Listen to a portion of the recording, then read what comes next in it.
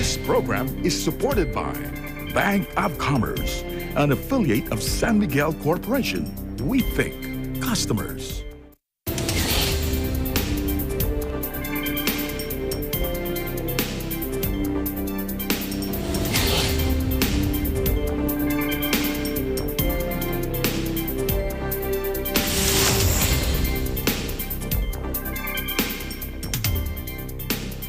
Hello, I'm Alma Angeles and you're watching Eagle News International. And I'm CJ Hero. Welcome to the program. On tonight's headlines.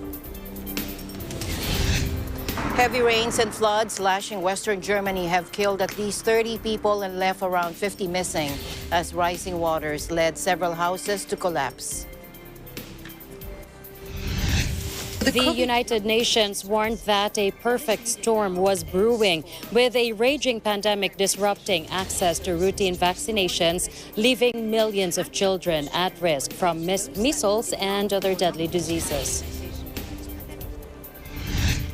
Australia's Victoria State will go into a 5-day lockdown, bringing the total number of Australians under stay-at-home orders to around 12 million. And in Asia, Indonesia posted a record 56,757 daily infections as the Delta variant spreads through the world's fourth most populous nation, which is overtaking India as the region's COVID-19 epicenter.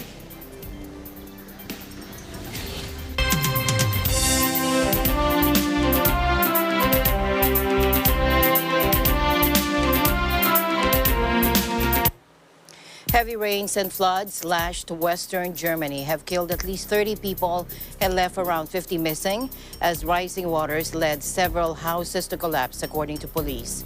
4 of the people reported dead were in the municipality of Schold, where a number of houses were swept away by floods, according to a police spokesman. Rhineland-Palatinate and North Rhine-Westphalia, or NRW, states were the worst hit by the unusually heavy rainfall, which has caused rivers to burst their banks and threatens to bring down further homes. Emergency workers struggled to evacuate people in endangered buildings, and 2 firemen were killed in the line of duty in the towns of Altena and Wedel. Another 2 men died in flooded cellars in nearby Solingen and Unna, while a further death was reported in Rheinbach. Now, police have set up a crisis hotline for people to report missing loved ones, and residents were asked to send in videos and photos that could help them in their search. Rescue workers were deployed in helicopters to pluck desperate people off streets and rooftops. And the Belgian city of Purgatoire near the border with Germany is left flooded after several days of heavy rain caused rivers in the French-speaking region of Wallonia to burst their banks. Heavy rains and floods lashing western Germany have killed at least 20 people and left around 50 missing as rising waters led several houses to collapse. Meteo Express, a French website that covers weather in the region, uploaded a video of a flooded street on Twitter, adding that the water level was currently at 6.5 feet. The entire region has been placed under red alert, and Euronews reported that 4 more inches of rain were expected today. Belgium news outlet VRT News quoted the mayor of Pepinster, a small town of around 10,000 people in the Liege province, who said dozens of houses collapsed along the Vesdre River that flows through the area. According to the Insider.com, parts of the Rhine, a major river that flows through Germany and the Netherlands, were closed for shipping until the weekend due to heavy rain. Belgian Prime Minister Alexander De Croo said the country's emergency services have been mobilized. Des Moines Register reports that numerous tornado warnings were issued across the state Wednesday afternoon and evening. Videos and pictures of funnel clouds, tornadoes touching down, and storm damage are circulating the internet. Much of the damage reported came from Lake City, where the tornado touched down at about 4 p.m. local time Wednesday. Lake City Administrator Eric Wood said the entire city lost power and is expected to be without power until tomorrow morning.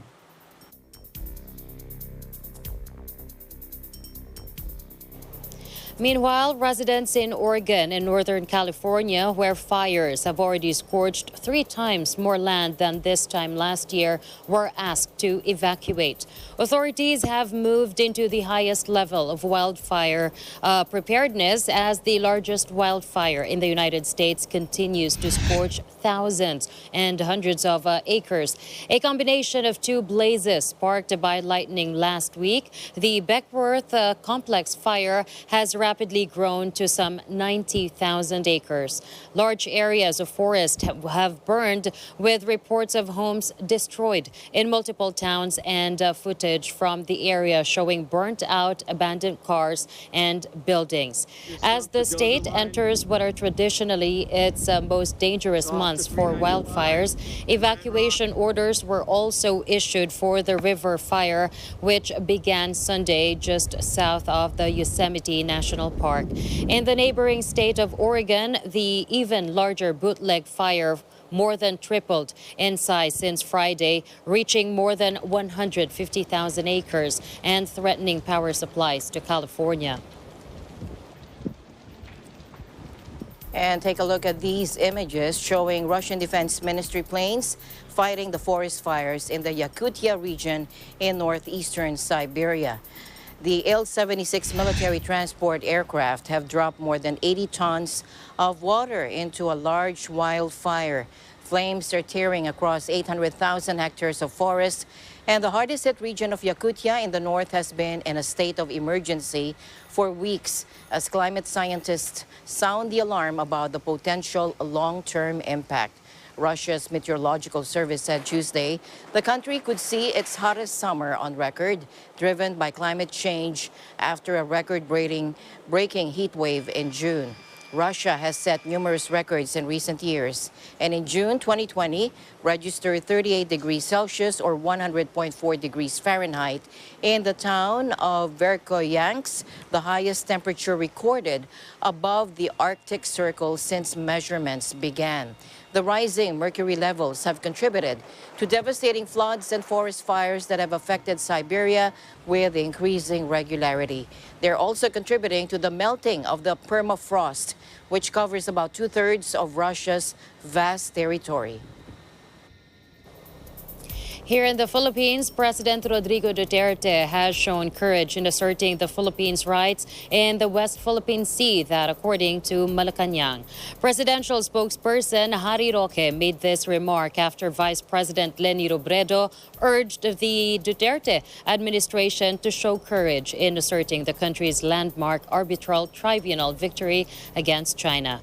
Roque admitted that the palace was no longer surprised by the remark made by Chinese Foreign Ministry spokesperson Zhao Lijian, describing the Philippines' July 2016 arbitral award as just a piece of paper. Take a look.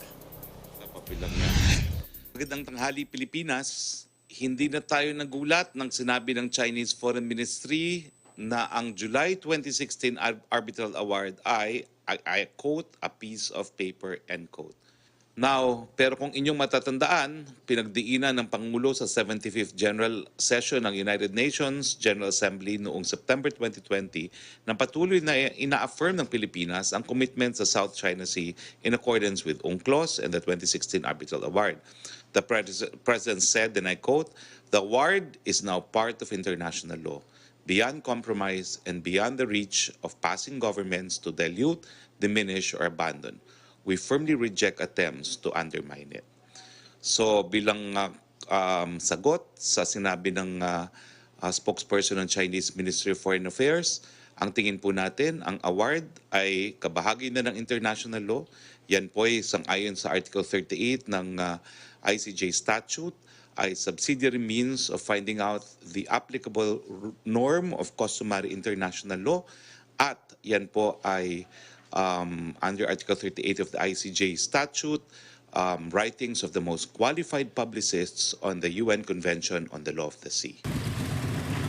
On July 12, 2016, the Permanent Court of Arbitration, or PCA, in The Hague, Netherlands, ruled in favor of the Philippines' petition, saying China has no legal basis to assert its supposedly historic rights over nearly the entire South China Sea. China, however, stood pat on its decision to reject the ruling, calling it illegal and invalid. Meanwhile, the government also dismissed the new reports that Filipino fishermen are being prevented by Chinese vessels from fishing near the Panatag or Scarborough Shoal in the West Philippine Sea. Let's listen in. Secretary, yan po ay walang katotohanan dahil po sa ngayon po lagi pong nakamonitor ang LGU lalo sa ating mga mangingisda dahil binigyan po natin sila ng sarili po nilang lansya. At sa ngayon po, kasama ko rito ang may mga ari ng lansya na parang gumagawa po sila ng salita.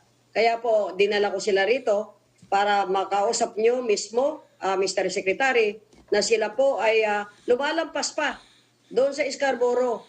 At pagpapatunay na marami pong isda sa ngayon. Kung gusto nyo po, bisitahin nyo po ang bayan ng Masinloc.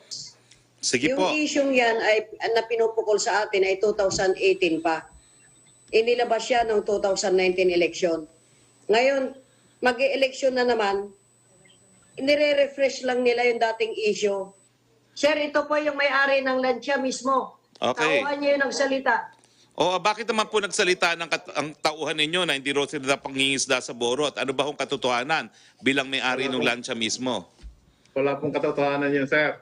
Opo, wala. Tsaka wala pong nababalita na may harassment po doon sa Scarborough, sir. Good afternoon. Ano meron po kayo? Meron po kaming lansya, umaabot po kami ng Scarborough Shoal. Lumalagpas pa po kami, actually umaabot kami ng 160 nautical miles.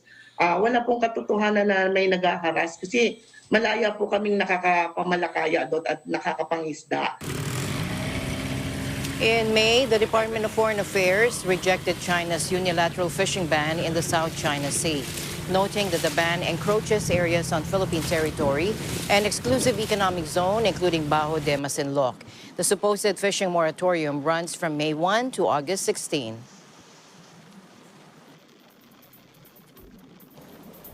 Meanwhile, Malacanang belittled an idea raised a Partido Demokratiko Pilipino Lakas ng Bayan or PDP Laban faction that President Rodrigo Duterte could get expelled if he attends the July 17 assembly organized by Energy Secretary Alfonso Cusi.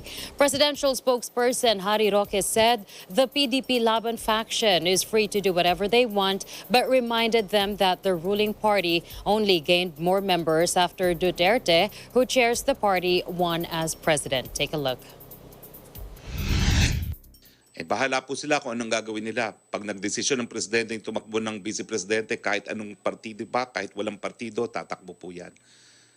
Alam naman po natin, halos wala namang miyembro po ng PDP Laban bago naging presidente si Pangulo Duterte. No? So hindi ko po alam kung kung saan ang gagaling yung ganyang salita ng PDP Laban. Ulitin ko po, isang jeepney lang po ang PDP Laban bago po sumali dyan si Presidente Duterte.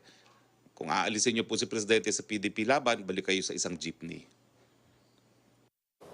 On Monday, Roque confirmed that Duterte will be attending the Cusi-led assembly in Clark, Pampanga on July 17. PDP Laban National Education Committee Chair Rufina Pines Arcega earlier said many of her colleagues do not agree with Duterte running for vice president in the 2022 national elections. If that were to happen, she said, Duterte could be removed from the party. Senator Aquilino Coco Pimentel III, whose family was one of the founders of the party, on Tuesday called on his party mates to ignore the July 17 assembly organized by Cusi. Cusi was kicked out from the party for allegedly violating rules over his alleged support for Duterte's vice presidential bid. Conflict in the PDP Laban factions started after Cusi and Senator Emmanuel Manny Pacquiao disagreed over the former support for Duterte's candidacy as vice president. Duterte earlier implied that Pacquiao's corruption allegations stemmed from the fact that he was impatient to be named as the presidential bet of the party.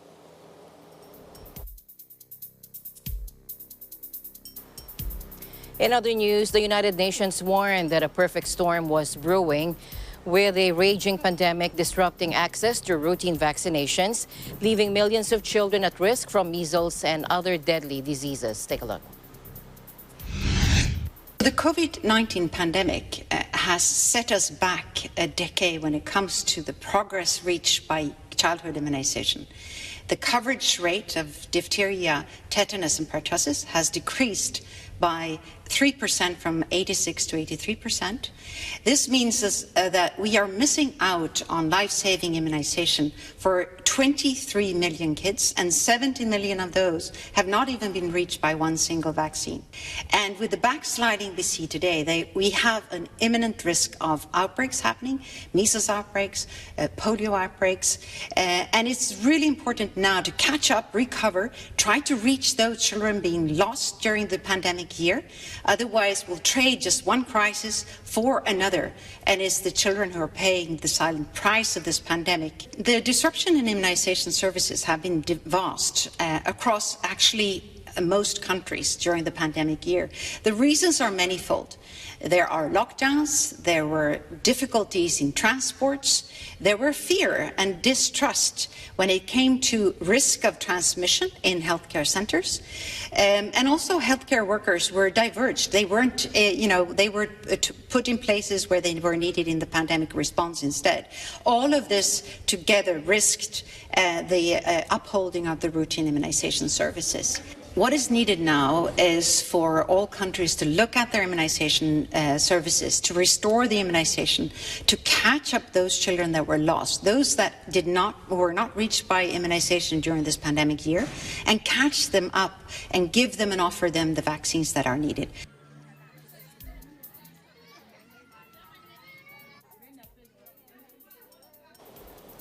Meanwhile, the United Kingdom's unemployment rate dipped to 4.8% in the 3 months to the end of May. We have Aribel Celestino of our UK Bureau reporting about that. Aribel? Hi, CJ, and yes, Britain's unemployment rate is falling as the economy grinds back into gear, but job vacancies are soaring as reopening businesses struggle to recruit sufficient staff. Official data showed on Thursday. The unemployment rate, or proportion of the workforce that is unemployed, dipped to 4.8% in the 3 months to the end of May. That was down from 5.0% in the 3 months to February, the Office for National Statistics, or ONS, said in a statement. But it remains 0.9% points higher than its pre-pandemic level.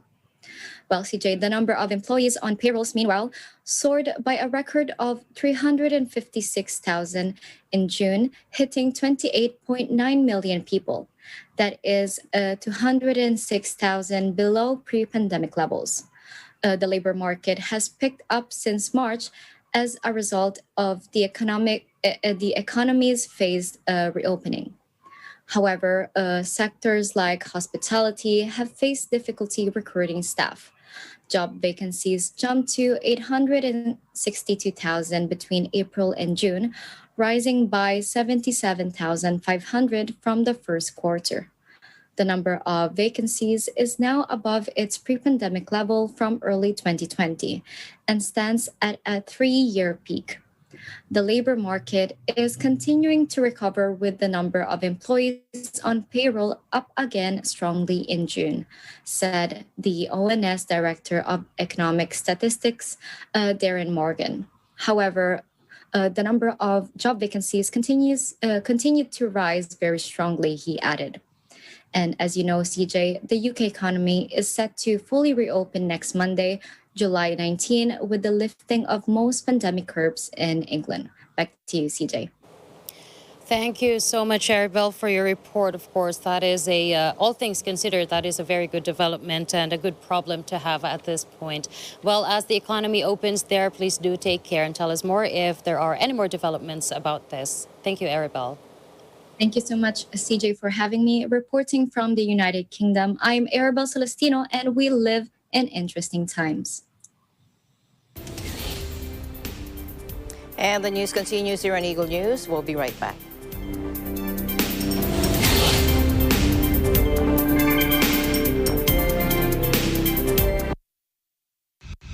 This portion is brought to you by North Luzon Express Terminal.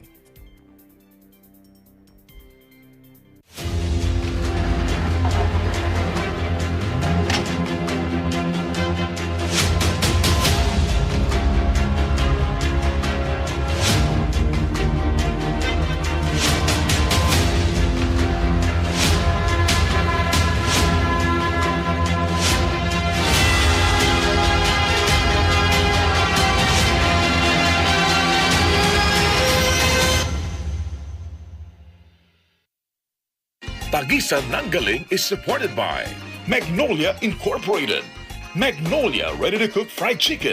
Worry-free na on your next family meal. Yan ang alagang Magnolia. Pure Foods Tender Juicy Hot Dog. Walang duda, kids can tell na #1 ang Pure Foods Tender Juicy Hot Dog. Sandig sugar-free white coffee. Sarap ng white coffee, now sugar-free. B-Mag Premium and ProTac Plus Gold. SMC Infrastructure and Skyway Stage 3 Citrus Central Expressway Corporation. San Miguel Foundation Incorporated. Max Pro Northern Cement. Lamang ka dito. Petron Corporation. SMC Global Power. San Miguel Aero City Incorporated. Bank of Commerce, an affiliate of San Miguel Corporation. We think customers. We are IT Philippines Incorporated. China Bank, your success is our business. Hubert, your ultimate maps air conditioning solutions. Samahan sina Wedge Kujamat, itong balitang panggising sa ulo ng mga balita. Apple David, Sa 60 katao ang isinugod sa ospital. Phoebe Publico Economic sabotage ang mga tiwaling negosyante. at Cristel Fesalbon Pagpresyo ng gulay, makakausap natin para ihatid sa inyo ang mga kaganapan at pangyayari sa bansa at sa iba't ibang panig ng mundo. Mga napapanahong isyu ng bayan. May balitang sports, entertainment at iba pang kaalaman. Simula Lunes hanggang Biyernes, alas 5 ng umaga sa paborito nyong morning show, Pambansang Almusal, dito sa Net 25. Pambansang Almusal.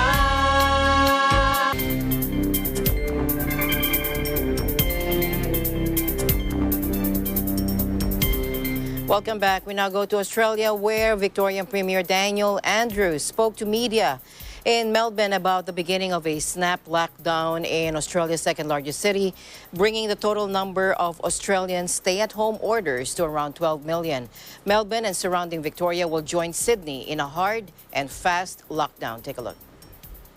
We would prefer that this had not come to our state. We would prefer that we didn't have to deal with these issues, but this is so infectious. This is such a challenge that we must do this. You only get one chance to go hard and go fast. If you wait, if you hesitate, if you doubt, then you will always be looking back wishing you had done more earlier. I am not prepared to avoid a 5-day lockdown now only to find ourselves in a 5-week or a 5-month lockdown. And it's why I know Victorians will, despite the pain and the difficulty of this, know and understand that there is no option. What's more, they'll know and understand that they each have an important part to play in the success of this lockdown. The largely COVID-free country is trying to halt an outbreak of the Delta variant, which has grown to almost 1,000 cases nationwide in a month. The lockdown will begin shortly before midnight local time on Thursday and the last 5 days. Staying in Australia, where its largest city, Sydney, is already in its 4th week of lockdown after the virus spread from overseas aircraft workers to their local driver in mid-June. Sydney authorities said Thursday that the situation had stabilized with 65 new cases reported in the last 24 hours. Let's listen in. whilst the case numbers are bouncing around, we are seeing a stabilisation. They are not growing exponentially. That tells us that the settings we have in place are having an impact. So my strongest message to everybody is keep doing what you are doing. Keep sticking to the rules, because we are seeing the impact of that. But the next challenge for us is to see a drop in the numbers of people infectious in the community. We are seeing a level of stabilisation, but we need to see those numbers drop. So please make sure you keep sticking to the rules. Make sure you stay home and only leave the house if you absolutely have to. Sydney residents are allowed to leave home for exercise, essential shopping, work or health reasons, but schools are closed and people are encouraged to remain at home. Since March 2020, Australia's borders have been largely closed to all non-essential travel in or out. From this month, the number of people allowed to enter the country has been cut to 3,000 a week. Before any constraints were introduced, around 250,000 visitors arrived every week. Despite the restrictions and mandatory 14-day quarantine for most arrivals, the virus repeatedly broke free from inadequate hotel quarantine facilities into the community. A quarantine-free travel bubble between Australia and New Zealand has been suspended several times as local outbreaks are brought under control. On Thursday, authorities in Wellington announced flights from Melbourne would be paused for at least 4 days. Quarantine-free travel from Sydney had already been suspended. Meanwhile, the virus is posing a unique challenge for games organizers who have been forced to ban spectators from almost all events and impose strict rules on visiting athletes in Tokyo. Further dampening the Olympic spirit, organizers on Thursday confirmed that an athlete in Japan and 5 Olympic workers, mostly contractors, had tested positive for COVID-19. And the news came as 8 staff at a Japanese hotel hosting Brazil's Olympic judo team tested positive, and a staff member from Russia's rugby sevens team was hospitalized after a positive test. The cases underscore the challenges ahead for organizers, although they note that only a handful of cases have been detected so far among more than 8,000 people who have entered Japan since July 1st. Separately, a staff member with the Russian rugby, as mentioned, the sevens team was hospitalized after testing positive, according to an official in their host town, Munakata in western Japan. He said the team of 16 athletes and 10 staff members landed at a Tokyo airport on July 10 and has had no close contact with local officials or residents since then. Now, countries where healthcare infrastructure and vaccine rollout capabilities remain limited are under particular pressure, with Rwanda set to go into a new lockdown on Saturday as cases skyrocket. The East African nation had previously avoided the worst of the pandemic by enforcing some of the strictest containment measures on the continent. But hospitals have been overwhelmed as the country battles more virulent variants, including Delta, in recent weeks, with a critical shortage of beds and medicines. Both public and private offices, except for those providing key services, were ordered closed. Other measures due to come into force include a ban on outdoor sport and recreational activities, while schools will be closed and the number of people attending funerals is capped at 15.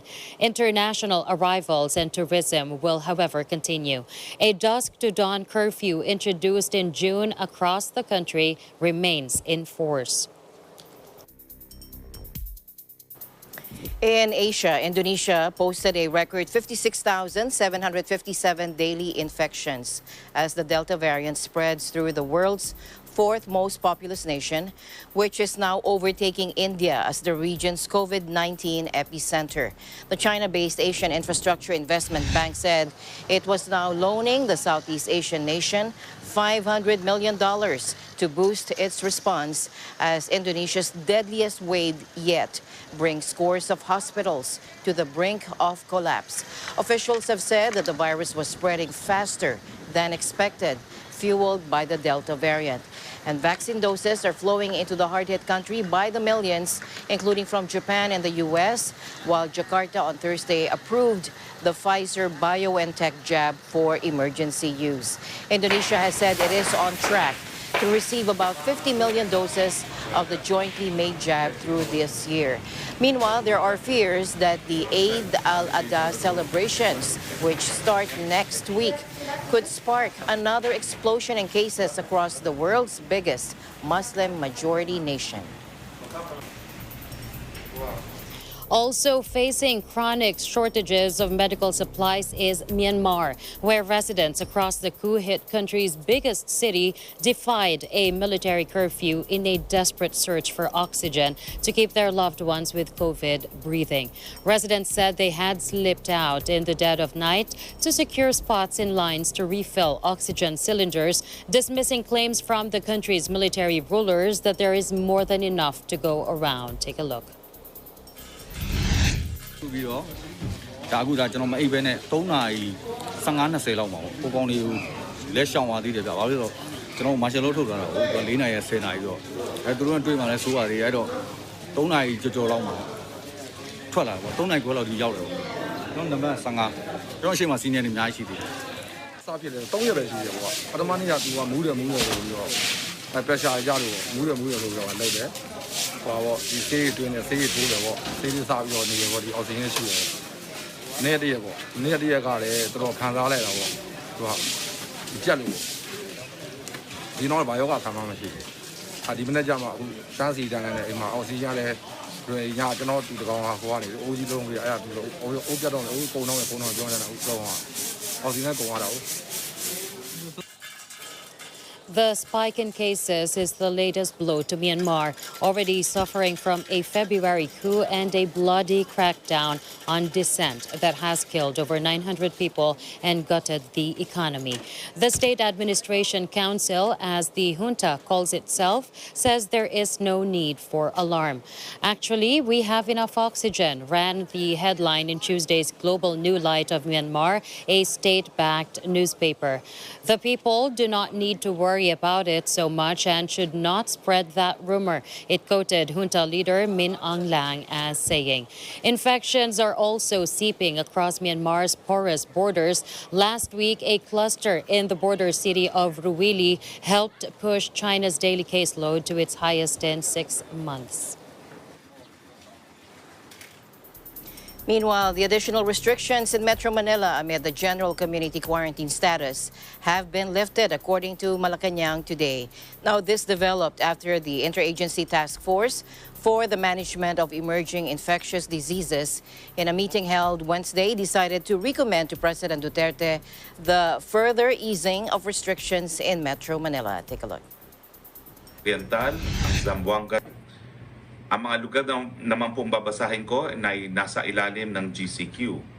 Ang National Capital Region, ang Baguio City at probinsya ng Apayao, ang City of Santiago, ang probinsya ng Isabela, Nueva Vizcaya at Quirino, ang probinsya ng Bulacan, ang mga probinsya ng Cavite, Rizal, Quezon at Batangas, ang Puerto Princesa City po, ang mga probinsya ng Guimaras at Negros Occidental, ang probinsya po ng Zamboanga Sibugay, City of Zamboanga, Zamboanga del Norte, ang Davao Oriental, ang General Santos City, Sultan Kudarat, Sarangani, Cotabato, South Cotabato.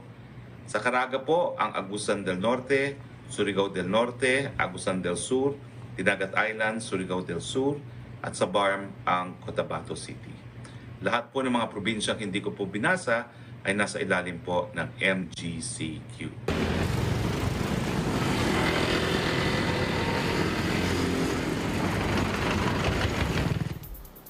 The Philippines on Wednesday banned travelers from Indonesia, Asia's new coronavirus epicenter, after it overtook India in daily infections. Indonesia is now considered Asia's new coronavirus epicenter after it surpassed India's daily infections. Meanwhile, the Philippines has extended its travel ban on India and 6 other countries. Take a look. Sa Sa travel restrictions sa bansang Indonesia, effective 12:01 p.m. kanina pong umaga, 12:01 a.m. ng July 16, 2021, mamaya pa pala po yan, Manila time, hanggang 12:59 p.m. ng July 31, 2021 ay bawal pong pumasok sa Pilipinas lahat ng mga pasahero galing o nanggaling sa Indonesia sa loob ng 14 na araw immediately preceding arrival in the Philippines. Hindi po kasama rito ang mga Pilipinong babalik kasama sa government-initiated repatriation programs o parte ng non-governmental repatriation programs at special commercial flights na pinapayagan sa ilalim ng IATF resolutions. Effective immediately, lahat ng mga pasahero na galing sa Indonesia sa loob ng 14 na araw bago dumating ng Pilipinas at dumating bago ang 12:01 a.m. ng July 16, 2021 ay pwedeng pumasok ng Pilipinas. Ngunit kailangan nilang sumailalim sa absolute facility-based 14-day quarantine period. Lahat na mayroong silang negative RT-PCR test result. Lahat ng mga pasahero, Pilipino o dayuhan ay masasabing merely transiting sa bansang Indonesia kung sila ay namamalagi sa paliparan sa Indonesia sa lahat ng oras at hindi na clear for entry sa Indonesia.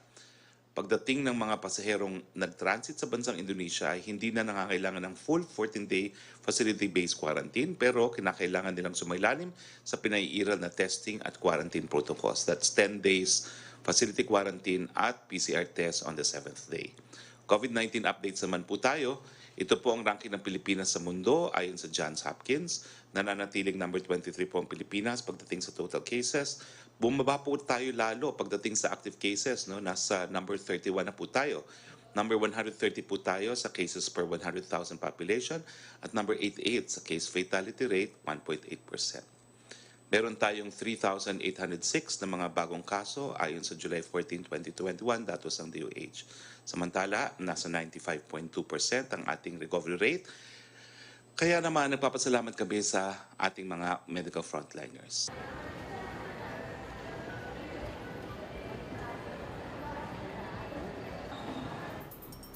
Singapore police are investigating several karaoke bars for breaching coronavirus restrictions and have arrested 20 foreign women for alleged vice-related activities after an outbreak linked to the night spots, according to authorities. The city-state has seen a spike in cases this week connected to the bars, including a 10-month high of local transmissions on Wednesday, and the number of infections in the cluster now stands at 87. A staple of Singapore nightlife, the karaoke bars typically have blacked-out windows and are frequented by foreign female hostesses. Police said in a statement late Wednesday they were investigating 3 night spots for breaching virus measures by allegedly providing hostessing services. And under virus or current virus restrictions, the bars were only supposed to be operating in a limited fashion, providing food and drinks. Now, police said 20 women aged 20 to 34 from South Korea, Malaysia, Thailand, and Vietnam have been arrested for suspected involvement in vice-related activities at the bar. An official said the first reported infection in the cluster was a Vietnamese hostess on a short-term visitor pass to Singapore who had been to many of those bars. Another infection linked to the cluster was a passenger on a cruise, which was forced to return to Singapore earlier than scheduled Wednesday after the case was detected.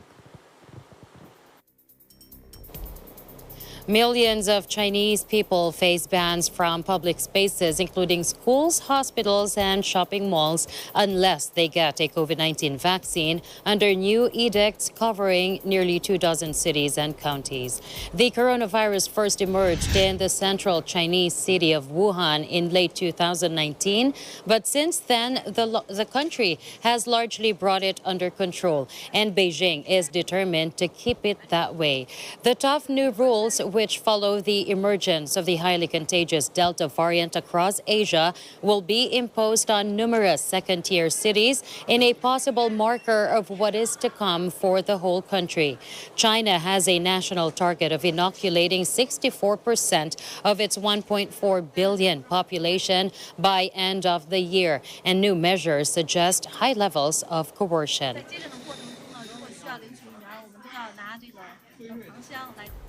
And painting a more optimistic picture despite rising caseloads of its own is neighboring Thailand, where 3 more islands opened to vaccinated foreign tourists Thursday as part of the kingdom's push to revive its battered tourism industry. Now, the country launched a sandbox scheme on July 1st, allowing vaccinated travelers to visit Phuket Island. Tourists do not have to quarantine in a hotel, but cannot leave the island for 2 weeks. The islands Samui, Tao, and Phangan welcomed the visitors as part of the kingdom's push to revive its tourism industry. Under Thursday's expansion, tourists must stay at an approved hotel on Samui for a week, and then they can leave their accommodation on day 4. They'll have to produce a negative COVID-19 test before being allowed to venture to Tao or Phangan after their first week.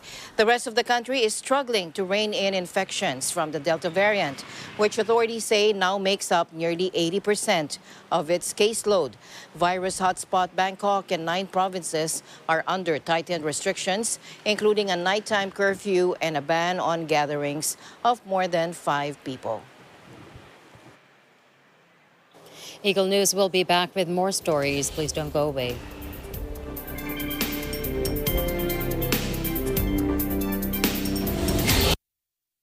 Bank of Commerce. What we are is personal banking, where we understand that every deposit is your hard-earned money. Every loan is for good reason. Every service aids in your convenience.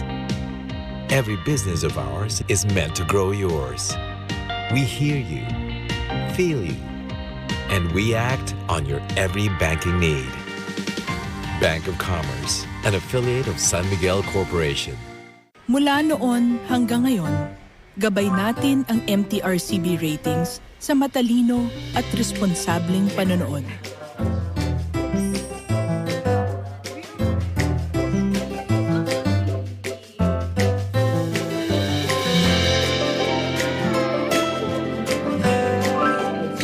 Sa tamang pagsunod sa MTRCB ratings, ginagawa nating ligtas at makabuluhan ang panonood ng bawat miyembro ng pamilyang Pilipino.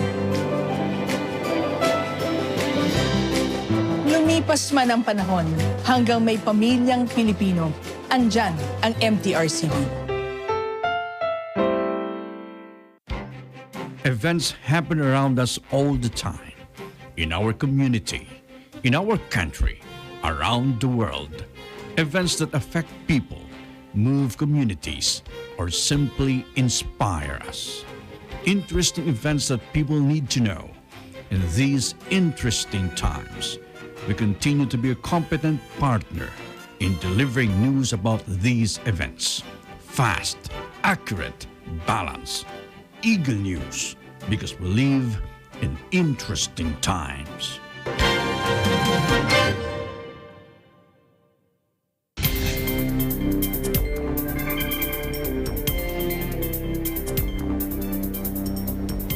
Welcome back to the news. President Rodrigo Duterte on Thursday expressed confidence that the opening of the first 18-kilometer portion of the Central Luzon Link Expressway will help bolster the Philippine economy. Take a look. This day marks another milestone in our flagship Build program as we inaugurate this 18-kilometer and from Metro Manila and Central Luzon, which will be beneficial to entrepreneurs, consumers, and the economy. It has been a delight on my part to witness the product Japanese-Filipino collaboration. We have long proven there can be a meaningful partnership between two countries in the infrastructure sector, and today's project is not the exception. I consider the opening of Central Luzon Link Expressway, CLEX, as another indication of a green shoot of recovery. What has been accomplished here is indeed extraordinary, considering all the challenges brought on by the COVID-19 pandemic. With the completion of 18 kilometers segment of CLEX, the congested central Luzon, and seamless traffic flow between region and Metro Manila are now within reach. The 18-kilometer portion of the new expressway, which covers the Tarlac, Rio Chico River Bridge, and Aliaga sections, will benefit around 11,200 motorists and commuters. It is also expected to shorten the travel time of 70 minutes between the cities of Tarlac and Cabanatuan to just 20 minutes. Duterte said the event marks another milestone in his administration's ambitious Build infrastructure program. Meanwhile, Japanese companies remain interested in investing in the Philippines as they expect express lanes in the country to facilitate their investments. In a statement today, the Department of Trade and Industry said the agency had a business dialogue with Japanese firms wherein they expressed their interest to explore expansion and diversification of products to be manufactured here. Now, most of these firms are in the manufacturing of electronics and medical devices, according to the DTI. These Japanese firms include Brother Industries, Canon, Seiko Epson Corp, Terumo Corp, JMS Company Limited, ROHM Company Limited, Nidec Corp, Minebea Mitsumi Incorporated, Murata Manufacturing Company Limited, and Ibiden Company Limited. The DTI said these companies are eyeing around $3 billion or 150 billion peso investments in the country. Singapore has unveiled one of the world's biggest floating solar power farms, covering an area the size of 45 football pitches as part of the city-state's push to cut greenhouse gas emissions. The project is the country's most ambitious yet, comprising 122,000 panels on Tenge Reservoir that will produce enough electricity to run its 5 water treatment plants. Singapore is among the biggest per capita carbon dioxide emitters in Asia, and its land scarcity makes boosting renewable energy sources a challenge. The prosperous financial hub has turned to setting up plants off its coasts and in reservoirs and aims to quadruple solar energy production by 2025. Now, they weren't born yet when production stopped, yet they are only happy at the wheel of their Renault 4L. Take a look. J'ai fini l'auto la veille de mes résultats du bac, donc 2018. Voilà, à 23h, et le lendemain, je suis parti au bac voir mes résultats avec ma R4. Voilà. C'est une auto très fiable, c'est très simple mécaniquement, c'est accessible à tout le monde. Les pièces ne coûtent pas cher. Les pièces sont, que ce soit sur le bon coin, en casse ou quoi que ce soit, les pièces, on les trouve. Dans les 5 minutes, on a trouvé la pièce.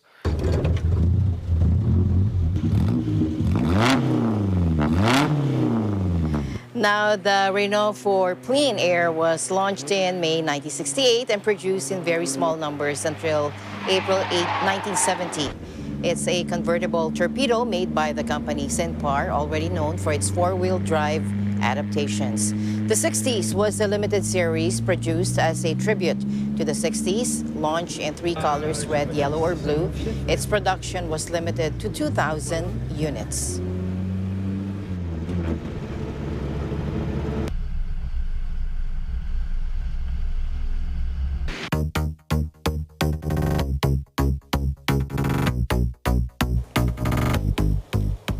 The annual North Australian Festival of Arts, or NAFA, is taking place in Townsville. Here's Morgan Goodfellow for that story. Morgan. The annual North Australian Festival of Arts, or NAFA, is taking place in Townsville from the 3rd of July until the 1st of August. Townsville hosts the annual Northern Australian Fringe Festival to help support artists, tourism and hospitality industries through amassing diverse performances and cultural exhibitions. The month-long celebration of art, culture and lifestyle features the Northern Fringe Festival, Ephemera, Pop-Up North Queensland and the Australian Festival of Chamber Music. I think it injects a lot of financial gain to the community, so it gets people out and about to see what's around Townsville. The current state of COVID-19 is closely monitored by the NAPA team. Precautionary measures are in effect to ensure the safety of each visitor with increased QR sign-in locations, hygiene stations and extensive cleaning throughout the sites. Headline shows for NAPA will be taking place all throughout the month of July at various locations around Townsville. These sites include Strand Park, Central Park, Queen's Garden, Anderson Gardens and many more. I think it brings everybody together, brings people out and about, gives us something to do, adds to our economy, to the local economy of Townsville. I think the families that go there will show people different types of career paths they could take. Well, I find it's like a magnet to visitors, particularly of us. We found that there was enough there to invite us in, and we looked at the colourful attractions that are inviting us. We went to them. Percy Tucker just won the Fringe benefit and found they were exactly what we expected it to be for the invitation. We really enjoyed it. We had a thoroughly good time.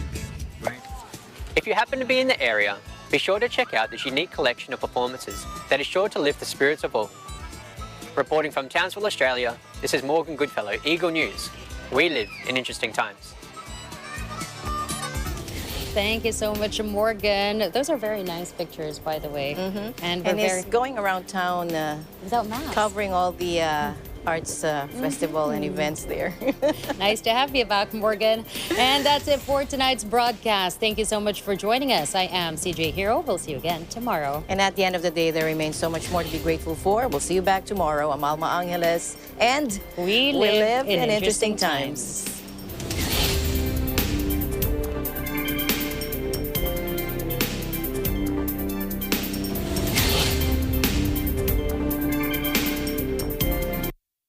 This program is supported by Bank of Commerce, an affiliate of San Miguel Corporation. We think customers. Dito na po kayo natutulog dalawa ni Andre?